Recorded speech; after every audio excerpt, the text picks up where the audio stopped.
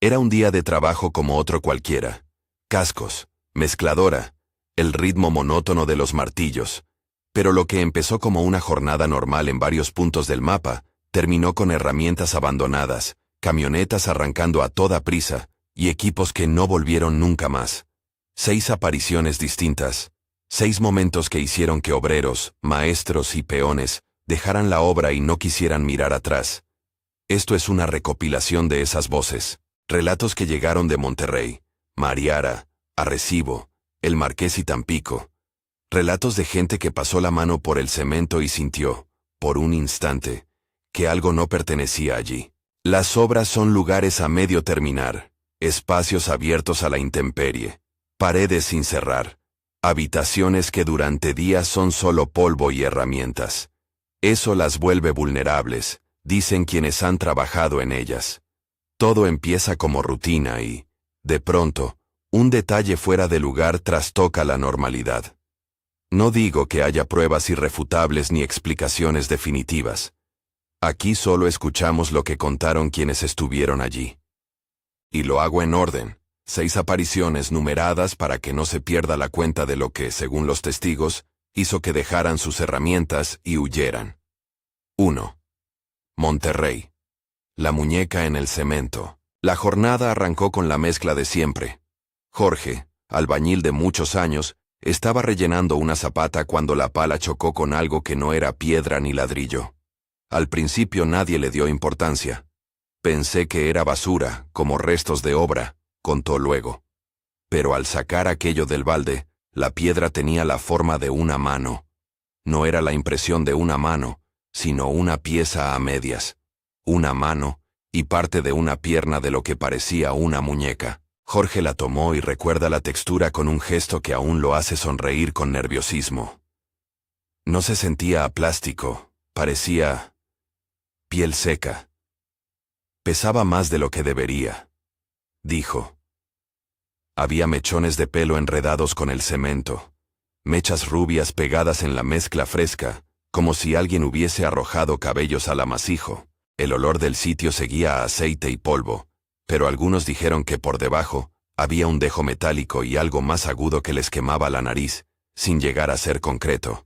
Apenas una nota, como de ceniza. Lo extraño es que, cuando limpiaron la pieza y la colocaron en una caja para llevarla a la bodega, nadie la reclamó, ni la reconoció. La guardaron por si la dueña aparecía, pero la caja desapareció al cabo de unas horas. Un compañero, Mateo, aseguró que la vio nuevamente al salir del trabajo, en la puerta de su casa, apoyada en el escalón como si alguien la hubiera colocado ahí en medio de la noche.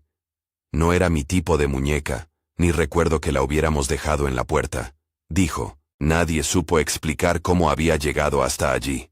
La incertidumbre caló hondo. Para algunos fue un mal chiste. Para otros, la primera alarma de que algo en esa obra no encajaba. Hubo quienes, tras tocar la muñeca, tuvieron sueños raros esa misma noche. Voces que murmuraban palabras inentendibles o la sensación de que alguien les acomodaba la almohada. Nadie lo contó como algo que se aceptara de buen grado, pero la inquietud fue real.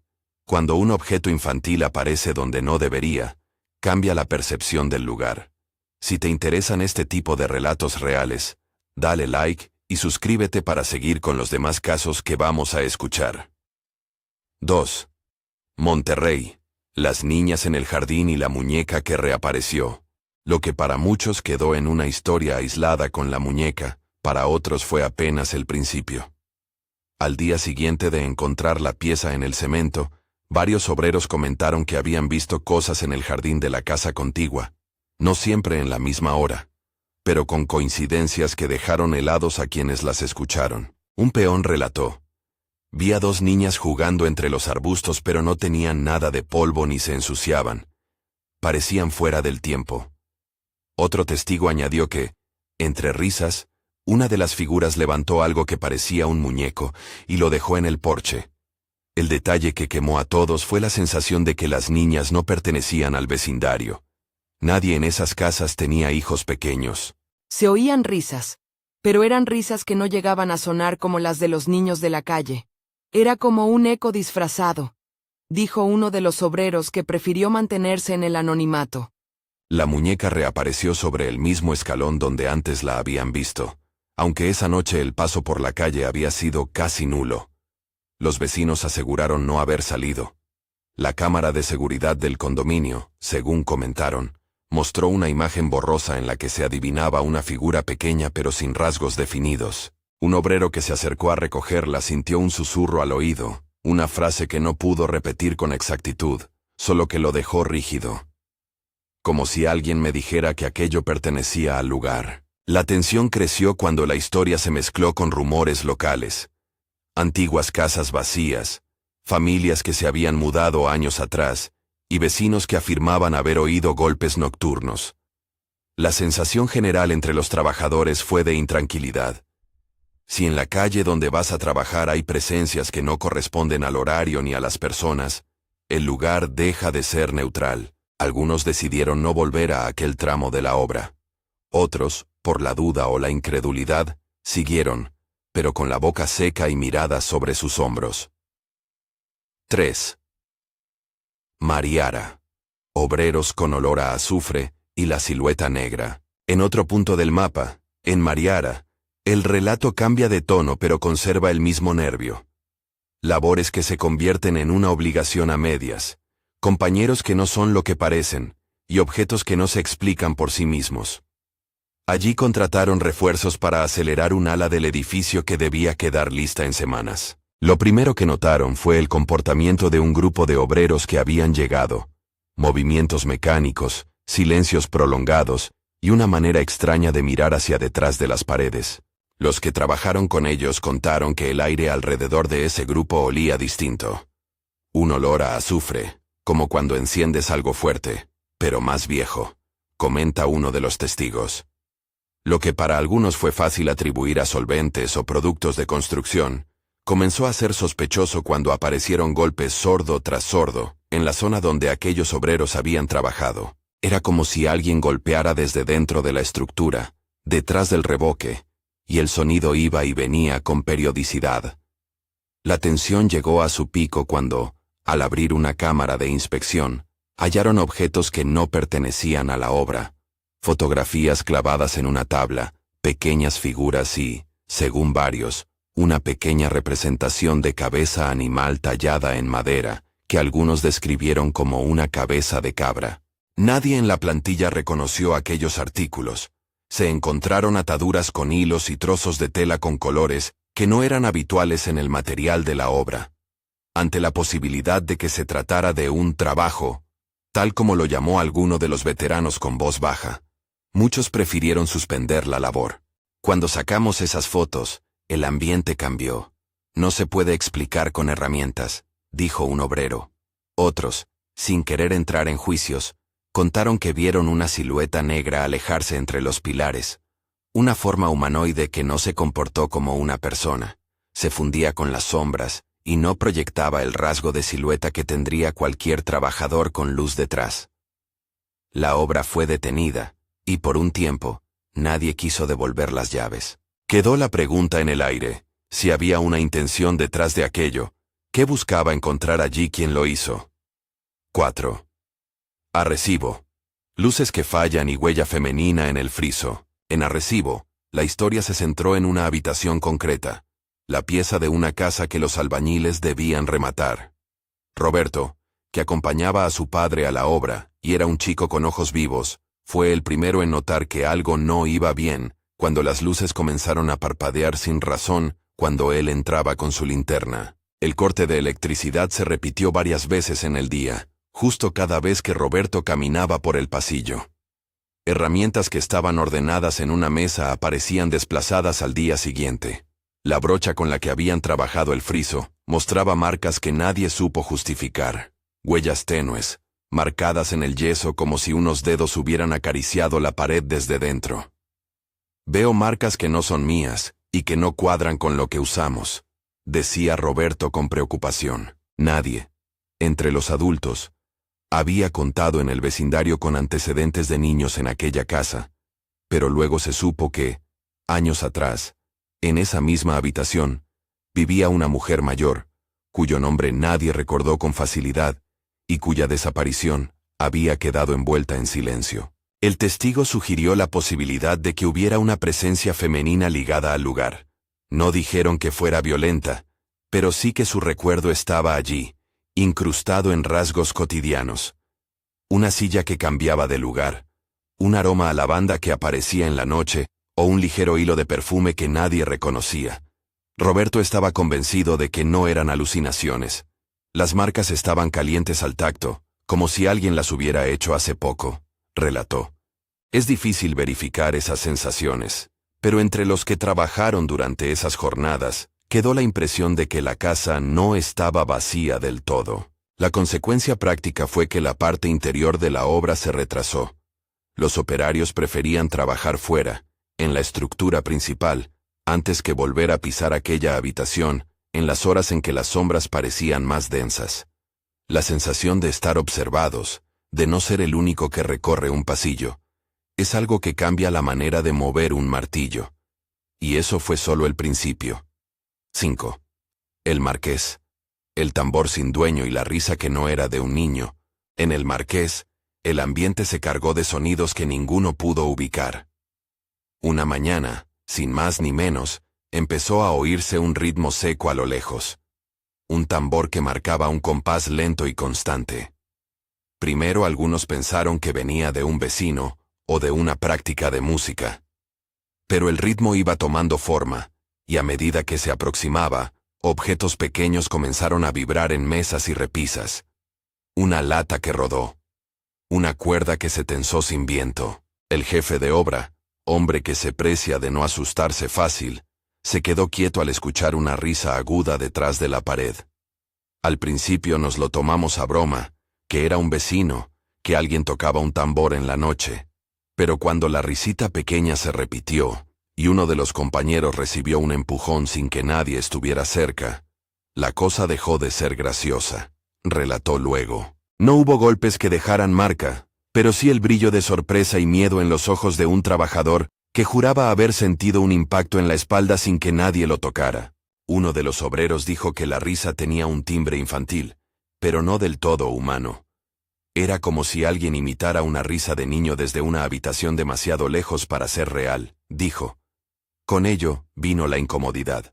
Cajones entreabiertos, herramientas que caían de su sitio, una ráfaga de viento localizada que hacía que las hojas y papeles giraran sin que hubiese corriente en la obra. Cuando varios intentaron seguir el sonido, se encontraron con un silencio absoluto, como si alguien hubiese apagado todo.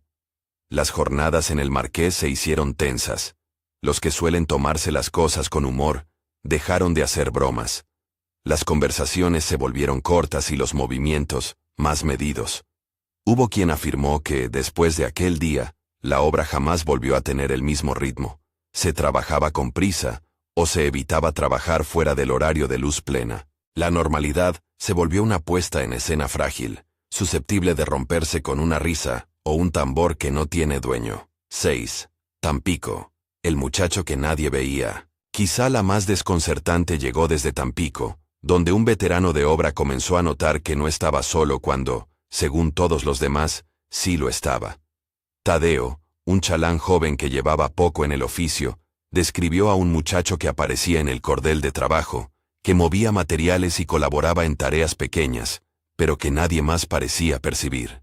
Lo más extraño era que el compañero no ensuciaba la ropa, no comía en la parada y siempre desaparecía cuando llegaba la hora de pagar la nómina. Los obreros que trabajaron con Tadeo lo escucharon contar su experiencia con incredulidad, hasta que comenzaron a notar efectos colaterales. Materiales que aparecían ordenados de forma diferente al mediodía. Pilas de ladrillos acomodadas sin huellas que explicaran el movimiento. Lo veía cargar sacos, y luego no había huellas en la tierra, nada que dijera por dónde había pasado, relató Tadeo. En la cuenta final, cuando se pasó lista, el nombre del muchacho no figuró.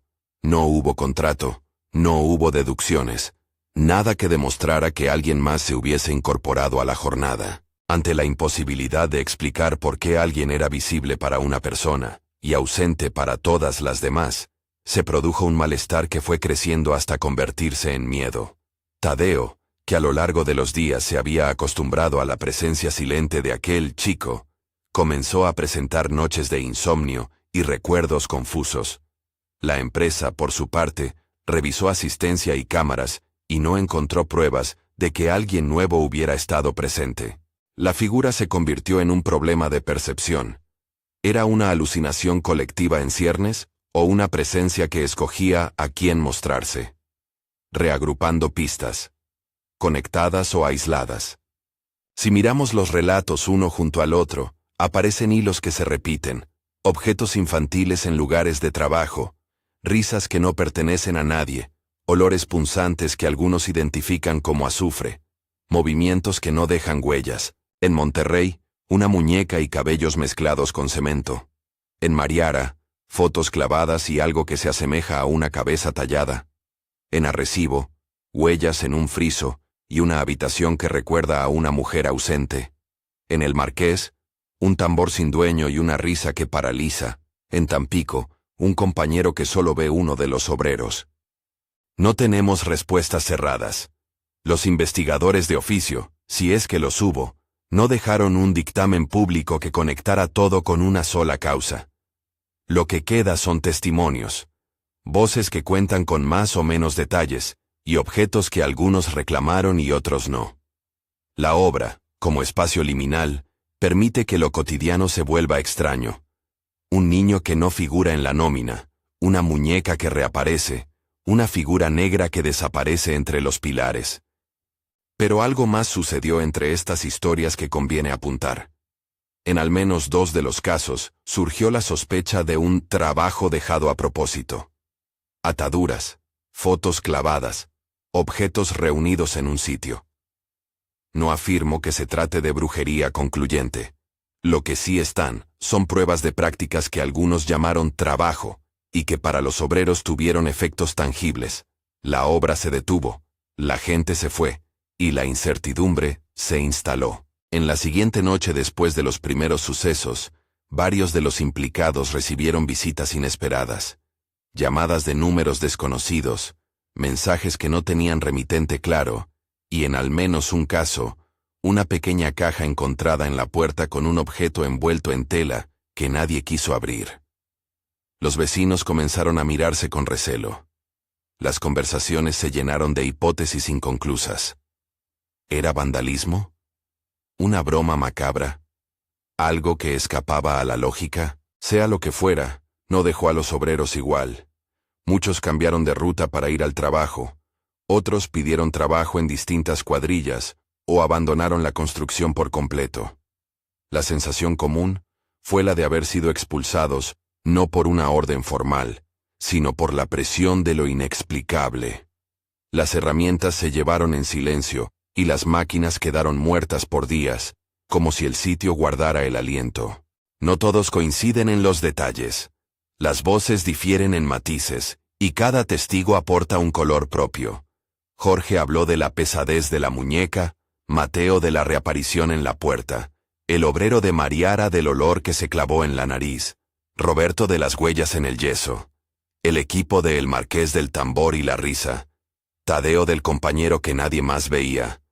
Cada uno tiene su versión, y todas, juntas, delinean un paisaje inquietante. Y aún queda algo por decir.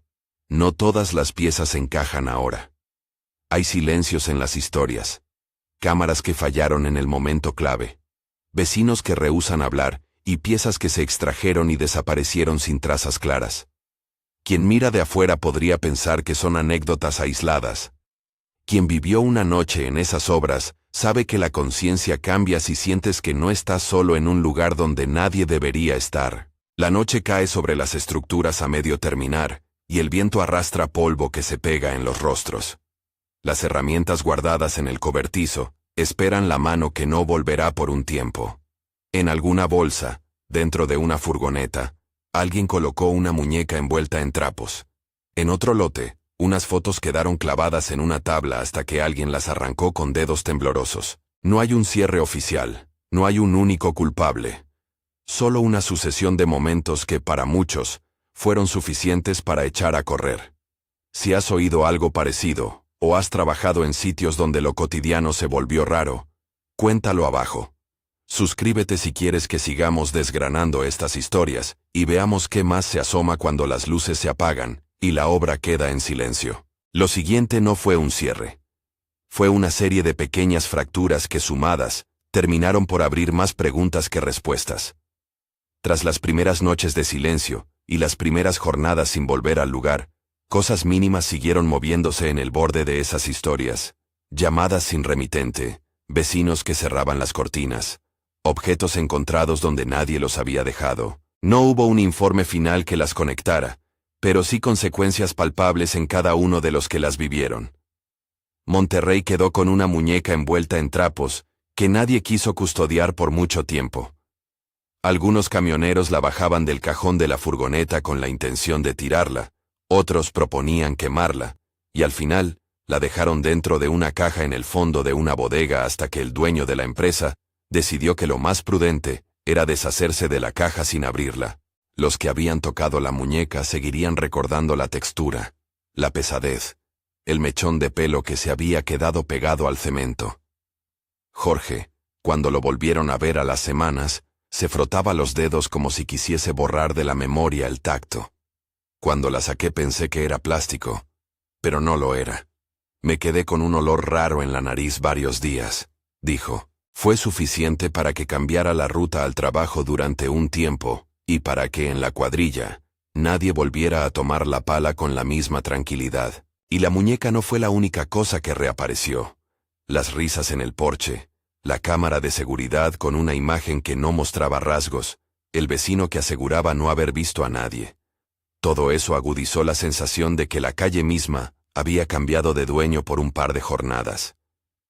Algunos vecinos empezaron a comentar historias viejas, de casas que alguna vez estuvieron ocupadas, y luego quedaron vacías por motivos que nadie quería recordar en voz alta. No era una prueba, era un ruido que se colaba entre las conversaciones de bar y que ayudó a que más de uno decidiera buscar trabajo en otro barrio. En Mariara, la reacción fue distinta. Ahí no hablaban de muñecas, sino de señales clavadas en la estructura. Fotos, amuletos, una pequeña figura tallada que algunos describieron con palabras abruptas, y otros con el silencio propio de lo que no se quiere detallar. Cuando los capataces vieron aquellas cosas, la respuesta inicial fue práctica. Retirar lo extraño, voltear las tablas, revisar las zonas afectadas. Pero el hallazgo hizo que la obra se detuviera.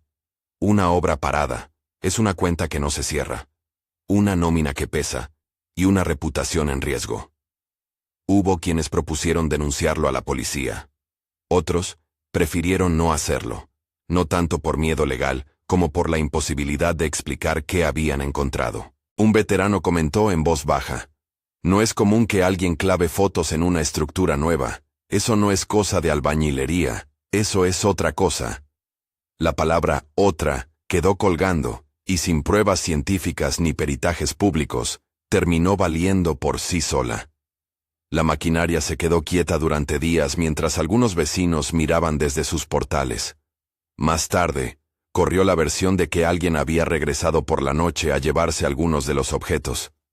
Nadie confirmó quién ni por qué. Las esquirlas de duda quedaron clavadas en la memoria colectiva del barrio. Arrecibo fue distinto porque el centro del malestar fue un cuarto concreto. La habitación que los obreros debían rematar se convirtió en un nudo. Roberto, el chico que iba con su padre, dejó de acompañarlo unos días por insistencia del abuelo que decía que el niño no debía andar donde había cosas raras.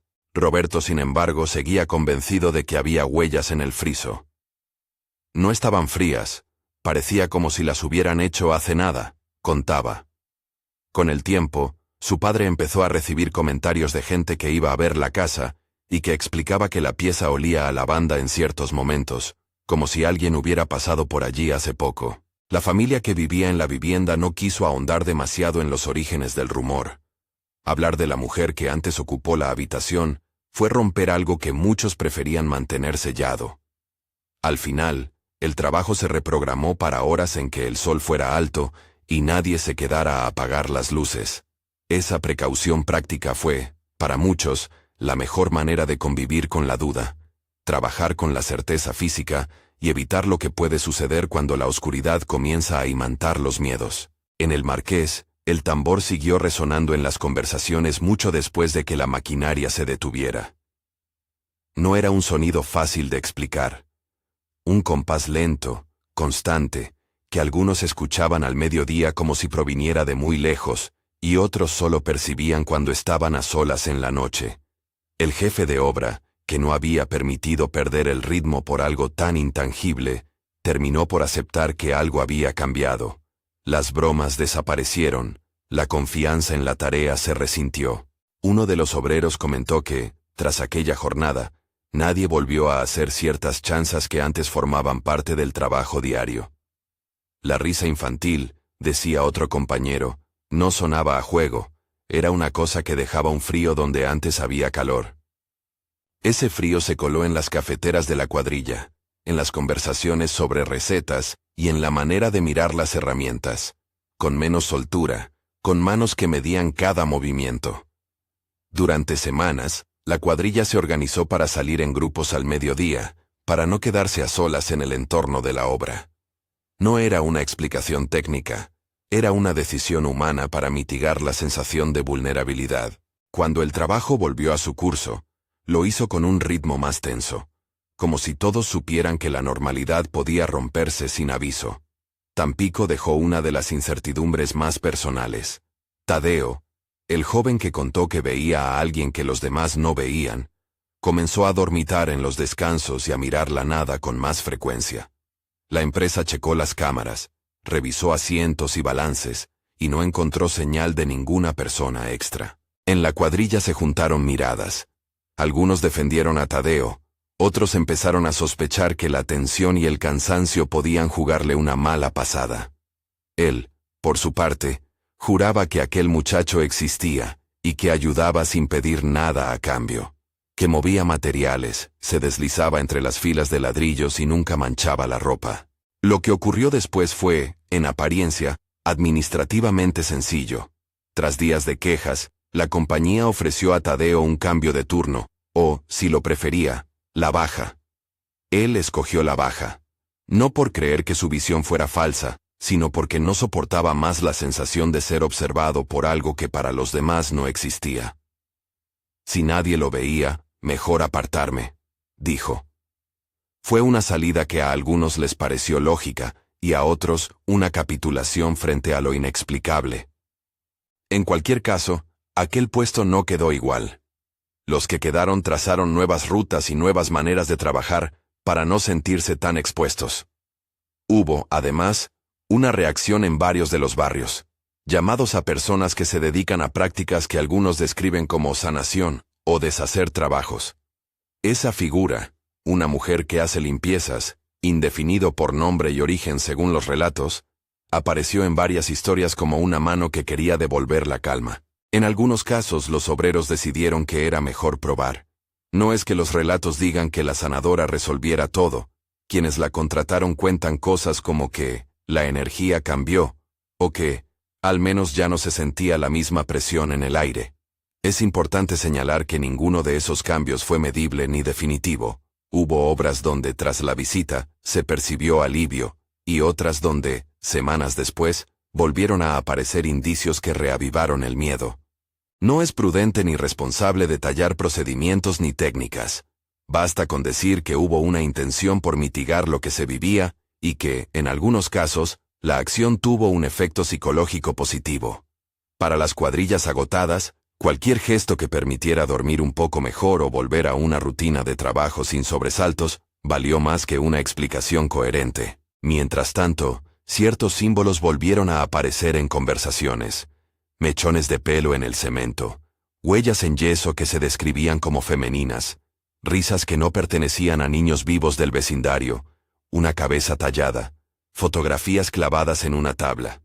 El patrón no es una prueba, es más bien un mapa de coincidencias que hace pensar a los testigos que hay algo que repite gestos. Eso, para muchos de ellos, fue suficiente. Cuando una obra, dice alguien, tiene una historia, los nuevos obreros que llegan a veces descubren que no se trata solo de planos y materiales. hay un preámbulo de relatos que condiciona la manera de percibir. Días después de los episodios más intensos, empezaron a circular explicaciones, algunas plausibles, otras menos, que intentaban ordenar lo sucedido. Fueron desde hipótesis de vandalismo y bromas pesadas, pasando por explicaciones relacionadas con el estrés colectivo y la sugestión, hasta versiones que hablaban de prácticas intencionales realizadas por terceros. Ninguna obtuvo una validación pública sólida. La policía, cuando llegó, solía anotar los hechos y marcharse sin dar un veredicto que cerrase la conversación. Los peritos, si los hubo, no hicieron públicos sus informes. Eso dejó la sensación de que, además del miedo, había una falta de instituciones que supieran o quisieran lidiar con ese tipo de ruido. Se hizo evidente también el efecto económico y humano. Cuadrillas que se disolvieron, obreros que prefirieron pedir trabajo en otras empresas, maestros que dejaron de ofrecer subcontratas en ciertas zonas. Para muchos, el miedo no era tanto a la supuesta entidad, sino a las consecuencias sociales, rumores que se difundían y que podían cerrar puertas laborales. Una mujer que trabajaba en la administración contó que recibieron llamadas de gente preguntando si era cierto que la empresa contrataba gente rara. La intimidación, en ese sentido, tuvo un peso tangible. En el marco de todas estas historias, algunos relatos se volvieron más íntimos. Un carpintero de Monterrey, al que le costaba admitir que la muñeca lo había perturbado, comentó: «No se trata de creer en fantasmas. Se trata de no querer que tu hogar se parezca a lo que viste en la obra». Esa frase resume algo esencial. Las obras son extensiones del hogar por un tiempo. Cuando algo las contamina, la contaminación se siente personal. No existen, en las narraciones, fotos concluyentes ni grabaciones limpias que muestren figuras con claridad. Hubo cámaras que fallaron en el momento justo, vídeos con interferencias y cuadros borrosos que más bien alimentaban la discusión que la aclaraban. El fallo de batería o la cámara mal orientada se convirtió en una metáfora de lo que muchos experimentaron. Una evidencia que se pierde cuando más necesaria es. Eso no convierte estas historias en menos reales para quienes las vivieron, las convierte simplemente en fragmentos pendientes de una verdad que quizá nunca llegue. Algo que también emergió fue la solidaridad entre trabajadores. Tras los hechos, cuadrillas de distintos barrios comenzaron a compartir precauciones, evitar dejar herramientas sueltas, no trabajar a solas en horas muertas, avisar a alguien si se detectaba un hecho extraño. No era una política oficial de seguridad, sino una red informal de cuidado. Para quienes pasan muchas horas en el mismo polígono de tierra y mezcla, esas medidas son prácticas y ayudan a soportar la incertidumbre. El rumor, sin embargo, siguió su propio recorrido. A los bares de barrio llegaron versiones más rosadas o más oscuras, según quien las contara. La historia de la muñeca en Monterrey fue cambiando de forma con el paso del tiempo, como ocurre con todas las leyendas urbanas. Alguien le añade un detalle espeluznante, otro lo suaviza para no alarmar a la familia, otro lo usa para asustar en una sobremesa. Pero en el fondo, entre toda la distorsión, perduró la misma sensación que compartían los protagonistas originales, que esa jornada común, en que el sudor y la mezcla eran la norma, se transformó en algo que obligó a levantar las manos y marcharse. Y queda la pregunta que nadie sabe contestar con seguridad. ¿Estaban conectadas esas 6 apariciones, o fueron coincidencias locales, alineadas por el azar? La respuesta depende de la mirada. Para quienes sostienen que ciertos elementos se repiten, objetos infantiles, olores a azufre, risas fuera de lugar, hay una narrativa que tiende a vincularlas. Para otros, son casos aislados de humanos que interpretan hechos imperfectos. Ambos enfoques tienen su coherencia y su límite. Lo cierto es que, tras esos hechos, pocas cuadrillas volvieron a trabajar como antes en ciertas zonas, y eso es una consecuencia medible. Algunos de los protagonistas volvieron a sus labores con el tiempo, y con variados grados de inquietud. Otros cambiaron de oficio. Unos pocos intentaron reconstruir la normalidad buscando otras empresas o cambiando de barrio. En las reuniones de quienes trabajaban la construcción, las historias se contaban al principio como advertencia. después como curiosidad y, ya con mayor distancia, como anécdota amarga que sirve de excusa para cerrar la jornada. Pero las anécdotas que más pesan son las que se llevan a la noche, cuando algunos todavía sienten resabios, un olor que vuelve, una risita distante cuando apagan la radio del coche, el temblor de las manos antes de tomar la herramienta. Tengo que ser claro, no hay aquí una conclusión que cierre todo. No vienen peritos con conclusiones públicas, no hay un archivo que reúna todas las pruebas, ni una voz autorizada que conecte puntas con rigor. Lo que queda son testimonios, concisos y fragmentarios, suficientes para que quienes los vivieron no se sientan igual al volver a una obra.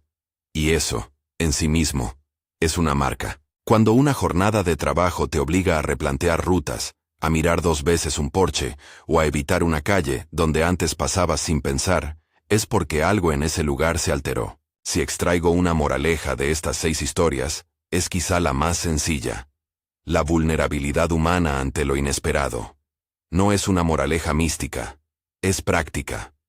El obrero que dejó su pala, el maestro que cambió el turno, y el vecino que cerró la puerta, son ejemplos de cómo la gente reacciona cuando se siente fuera de lugar en su rutina. No hay una receta para eso, únicamente medidas humanas. Escucharse, no banalizar el miedo del otro, y tomar decisiones que cuiden la integridad física y la salud mental. Queda también la invitación a la prudencia y al respeto por lo desconocido. No porque estemos proclamando la existencia de lo sobrenatural, sino porque, en lugares como las obras, hay historias y heridas viejas que a veces se reclaman en formas que los planos y las métricas no prevén. El mundo laboral se compone de personas con historias y sensibilidades. Dejar eso al margen es un error. La historia de estas 6 apariciones no pretende asustar por el mero hecho de hacerlo. Pretende mostrar que lo cotidiano puede fracturarse en 1000 pedazos con algo tan simple, y a la vez tan perturbador, como una muñeca en el cemento, o una risa que nadie consigue ubicar. Antes de cerrar por completo, vuelvo a las voces que escuchamos. Jorge, que sintió algo que no era plástico. Mateo, que encontró la muñeca en el escalón. El obrero de Mariara, que percibió el olor a azufre. Roberto, que mostró las huellas en el friso. El equipo del Marqués que oyó el tambor y la risa. Tadeo, que convivió con alguien que los demás no veían. Cada uno dejó una frase pequeña que se repite en mis notas como un latido. No era normal. Se sentía raro. No lo podía explicar. Esas frases no son pruebas. Son testigos de un miedo cotidiano que por un tiempo hizo que la gente dejara las herramientas y se marchara. Si tú has vivido algo parecido, si en alguna obra has sentido que no estabas solo cuando creías que no debería haber nadie, cuéntalo abajo. Estas historias se nutren de voces reales, de detalles que a veces parecen mínimos, hasta que uno los vuelve a escuchar en la oscuridad. Suscríbete si quieres que sigamos reuniendo relatos como este, y compartiendo lo que se oye cuando la obra queda en silencio y las luces se apagan. ¿Qué te llevas de todo esto? Curiosidad, incredulidad, miedo. Escribe abajo y hablemos.